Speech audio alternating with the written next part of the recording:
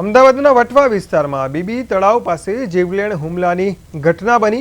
સાહિલ યુસુફ પટેલ ઉર્ફે શૈલુ પર 8 શખ્સોએ પાઇપ અને લાકડીઓ વડે હુમલો કર્યો। હુમલામાં ગંભીર રીતે ઈજાગ્રસ્ત થયેલા શૈલુને સારવાર માટે હોસ્પિટલ ખસેડવામાં આવ્યો। પોલીસ તપાસમાં 2 દિવસ અગાઉ નારોલના ખ્વાજાનગર મેદાનમાં થયેલા ઝઘડાની જૂની અદાવતમાં હુમલો કરાયો હોવાનું સામે આવ્યું છે। વટવા પોલીસે ગણતરીની કલાકોમાં જ 2 મુખ્ય આરોપીઓ ફૈઝાન મિર્ઝા ઉર્ફે ફૈઝુ અને મુજબિલ શેખની ધરપકડ કરી છે, જ્યારે અન્ય ફરાર આરોપીઓની શોધખોળ શરૂ કરવામાં આવી છે।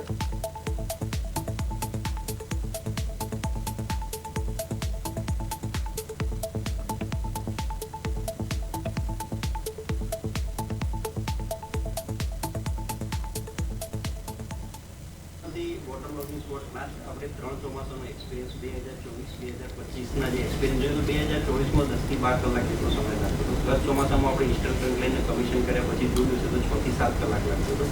ત્યાં આગળ એક ડિટેલમાં તમને કહું તો મધુમાલતી વોટર લોગિંગ સ્પોર્ટના વરસાદી પાણીના નિકાલ માટે સૌથી અગત્યનું ત્યાંની નજીકનું દયાવાન તળાવ હતું।